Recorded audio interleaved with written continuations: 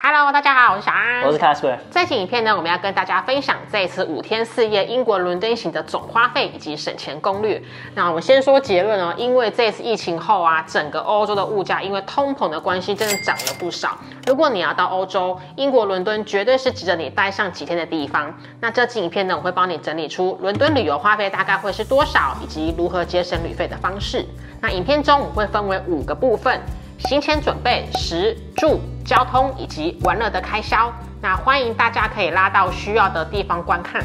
那先说行前的准备。那英国对台湾护照的持有者是免签，所以我们不用申请签证。要换多少现金呢？在英国脱欧之后啊，恢复使用英镑了，所以要去英国的话，我们不能使用欧元，你要用英镑。但是我们在伦敦待5天之后发现啊，其实我们根本没有花到任何的现金。那原因就是呢，在伦敦的电子支付太方便了，甚至我们连信用卡都没有拿出来。我们全程就是使用手表跟手机的 Apple Pay 支付了这次旅程的所有花费。那我们这次其实就是带20英镑去，那其实最后我们发现根本没有花到任何的现金，我们又把这20英镑原封不动的从伦敦然后又带回荷兰。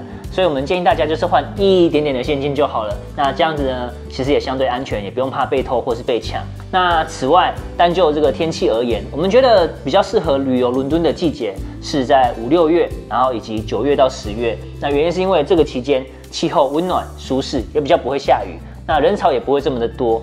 那如果你不怕冷的朋友呢，你也可以在冬天12月的时候去伦敦体验圣诞节的氛围。食的花费，在伦敦用餐的花费取决于多个因素，包括餐厅的类型、地点啊，还有用餐的时间。在伦敦市中心的高档餐厅，一顿晚餐可能就会超过50英镑哦。但是呢，如果你是在一般的快餐店啊，或者是一般的餐厅，可能仅需要大概15至20英镑即可。此外啊，午餐时段通常会比晚餐时段更便宜，因为有许多餐厅呢，他们会提供午餐的套餐。那除了在餐厅用餐外啊，伦敦也有非常多的露天市集，还有街头小吃摊。不仅选项很多，价格也比餐厅更经济实惠。总的来说呢，伦敦的用餐花费范围相当的广，你可以根据预算还有口味偏好做出选择。那以下食物呢，是我们在伦敦吃到觉得好吃而且值得推荐的，并提供价格供大家做参考。市集摊贩类，这一次呢，我们去了3个伦敦必逛的市集。首先呢，是最受年轻人喜爱的肯顿市集。我们觉得肯顿市集就像是一个大型的复合市场，那里面呢有上千个摊位，贩售的东西呢包罗万象，像是各类的饰品啊、衣服啊，甚至是玩具公仔，应有尽有。那当然呢，市集内也少不了有很多的街头美食。那我们这一次呢，就有朝圣了一间小红书激推的羊肉汉堡店，它的招牌呢就是羊肉汉堡。像我本身是蛮怕吃羊肉的，因为我会怕这个羊骚味。但这一家的羊肉汉堡完全没有骚味，而且它的肉排超饱满、多汁嫩口的。那它一份呢是10英镑，很推荐跟我一样害怕吃羊肉的朋友。那旁边呢是一间黎巴嫩料理。推荐大家可以试试看他们家的炸鹰嘴豆蔬菜球沙拉。这个炸鹰嘴豆蔬菜球呢，吃起来我觉得很像多汁的肉丸。如果不跟我说啊，我真的还以为它是真的肉球，而且调味也很不错。一份呢也是10英镑。菠萝市集，第二个呢是伦敦规模最大、历史最悠久的100年菠萝市集。这里面呢有来自世界各地的美食小吃，是世界最知名的美食市集之一。其中最广为人知必吃的呢，就是西班牙海鲜炖饭，还有这个起司菌菇炖饭。这2家都非常的吸睛，因为他们同样都会有个大锅炒，而且也会提供这个试吃。而且啊，主要是你在远处就会看到满满的排队人潮。那西班牙海鲜炖饭呢，一份是10英镑。以这个价格来说，我觉得还不错，因为它给的海鲜的分量非常的不错，你可以吃得到鸡肉、淡菜、鲜虾等等，很丰富。它旁边呢还有这个起司菌菇炖饭，一份也是10英镑。用料呢也是毫不手软哦，满满的炒蘑菇搭配上饱满的起司跟米饭。它的米饭口感很特别，我觉得吃起来很像这个台湾的薏仁，非常的好吃。那在市集内呢，我们也有意外的路过一间苹果酒摊贩的 Cider House， 里面呢有提供多种的苹果酒，它还可以试喝哦。喜欢饭后小酌的伙伴，真的千万不要错过这一家。我可以说这间的 cider 是我这辈子喝过数1数2好喝的，而且它一杯的分量也不小。如果呢你是酒量不好的人，我建议你2个人喝1杯就可以了。1杯的价格大概是4至5英镑 ，CP 值超高。第3个呢就是红砖巷市集。说到红砖巷市集，绝对没有人不知道这一间店。你一进市集啊，看到排队人潮最多的那一间就是鼎鼎大名的 Bagel Bake 犹太贝果店。最厉害的是，他们是24小时全年无休哦。我觉得在欧洲可以看到24小时营业的店家真的超难得的。虽然门口是有一些醉汉啊，不过它的排队人潮还是丝毫的不减。那里面呢，除了有卖 bagel 外，也有贩售很多的甜点跟蛋糕。那它的 bagel 价格呢是从0.7英镑一直到9英镑都有。那我们这次最推荐的就是咸牛肉的贝果。当时我们买的时候呢，一个是7英镑，现在好像涨到8点多了。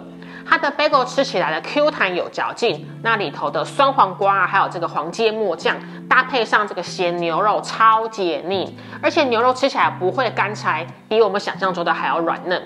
重点是呢，它的分量很澎湃。以伦敦的物价来说，这间的 CP 值很高。餐厅类，我们这次呢还有朝圣一间号称伦敦人心目中必吃的印度餐厅 Dishoom。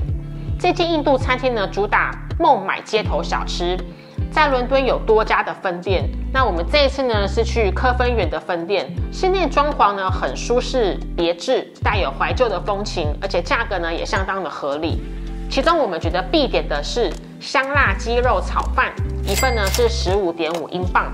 外表看起来有一点像是台湾的油饭，那满满的印式香料搭配上微辣的鸡肉，味道吃起来我觉得还蛮像南部的肉燥饭。这一款真的颇有家乡味的，而且分量超十足，我觉得是超级推荐。那来印度餐厅当然少不了这个印度烤饼咯，一份呢是4.2英镑，旁边还附上3种蘸酱。烤饼的外层呢淋有蒜香橄榄油，外酥内软，口感吃起来有点像台湾的烙饼。搭配这个特制的酱汁呢，我觉得也是超好吃的鸡推。那最后呢，再来一杯印式奶茶，一杯呢是3.9英镑，甜度我觉得不会太高，大约是3分糖的甜度。最特别的呢是它会带有这个姜的味道，我觉得喝起来就很像是姜汁奶茶。喜欢姜茶的朋友真的一定要试试看。甜点类。那我们这一次呢，也有去体验了在伦敦最著名的英式传统手工饼干 Banks Cookie， 以及葡式蛋挞的名店 Cafe di Nata。手工饼干一片2.2英镑起，老实说，我觉得还蛮贵的。而且其实它吃起来，我觉得其实就很像那种美式的软手工饼干，对我们来说有点太甜啊，我们不是会特别想推荐给大家吃。不过因为它是一间名店，所以大家如果有到伦敦的话，可以去试试看。那葡式蛋挞店呢，让我们觉得最特别的地方是，他们会把各种不同的水果加进蛋挞内，一个呢是2.2英镑起，水果的酸味搭配上蛋挞的甜味，我觉得很解腻，推荐大家可以试试看。亚洲料理，那相较起荷兰呢，伦敦的亚洲料理拥有多样性的选择，尤其是伦敦的唐人街真的是超好逛的。我们在伦敦体验了台湾的挂包，一份呢是6.5英镑，鼎泰丰的小笼包5颗9英镑，以及台湾的车轮饼，一个呢是3.2英镑，还有 Coco 饮料店的大杯无糖绿，一杯呢是4.1英镑。如果想要看更详细的介绍，可以点选右上角的影片。好，接下来就是住的花费啦。那在伦敦大部分的旅游景点其实都是在 Zone 1里面。但是我们去的时候其实是暑期的旺季，那市区其实是一房难求，加上房价超级无敌贵。那多方考量之后，我们决定入住在 Zone 3的这个 Mossy 旅馆。那搭地铁大概从我们的旅馆到市区大概要40分钟。那5天4夜总共下来花费了324英镑，平均每晚是81英镑。那旅馆旁边就有地铁，那虽然离市中心有一点点远，但是呢，比在市区的同等级的旅馆还要便宜非常多，而且环境上也比较安静，然后又蛮安全的。接下来就是行的花费。那伦敦的交通有非常多种种类，有地铁、巴士、火车、电车、观光巴士等。那地铁又分为地下铁路，然后还有路面的电车。那伦敦的市区总共有9个 zone， 大部分的知名景点呢都在 Zone 1里面，而计价的方式也是以 zone 为单位计价。那所以建议大家同一天的行程啊，可以尽量安排在同一个 zone 里面，它会比较的便宜。而且大众交通计价它还有分离峰时段，还有尖峰时段。那我们先说结论好了，因为在2022年9月4号之后啊，伦敦的交通卡就是它的牡蛎卡，一张工本费要加7英镑，而且它不再退费了，所以我们其实是推荐使用带有海外消费回馈的晶片信用卡，把1.5% 的交易手续费抵消，这样进出站方便又便宜。那不管你使用感应支付的信用卡，或是使用这个伦敦的交通卡，就是牡蛎卡 Oyster Card， 每日及每周都会有扣款的上限。那所以我们这次全程都是使用我们的手机的 Apple Pay。那最后再跟大家提醒一次哦，就是如果你要用感应支付的话，记得全程都要使用同一张卡，才可以享有扣款上限的优惠。那我们也会把这个相关的官方网站放在这个影片的资讯栏，那大家就可以自行前往查询价钱、玩乐的花费。那我们这次去伦敦碰巧就刚好遇到我的生日，那感谢小安，就是有帮我安排了几个非常特别又难忘的这个体验。那我觉得这些体验还蛮值得分享给大家的。第一个就是伦敦的音乐剧。那伦敦西区的音乐剧其实是跟美国百老汇齐名的。那在伦敦呢，其实你在路面就可以看到有许多音乐剧的广告，那像是这个《歌剧魅影》、《悲惨世界》、《妈妈咪呀》或是《狮子王》、那个《汉密尔顿》等等。那票价呢，从30几英镑一直到200多英镑都有，就依据你挑选的位置啊、购买的时间以及这个热门的程度。那这一次呢，我是选择了位在3楼第1排这一区的位置呢，叫做 Upper Circle。它的票价原价呢，一个人呢是78英镑，大约是台币3200左右。其实老实说，真的是蛮贵的。但是呢，当时我很幸运的透过了一些限时折扣的购票网站买到了特价票。我买到的票价呢，我印象中是62英镑，大约是台币2500左右，帮我现省了16英镑。那购票网站连结我会放在这个描述栏，有兴趣的朋友呢就可以前往参考看看。还有一个推荐的体验呢，就是前往摩天大楼空中花园 Sky Garden 的36楼享用英式早餐。在这里呢，你可以边吃早餐，然后边欣赏伦敦市区的全景。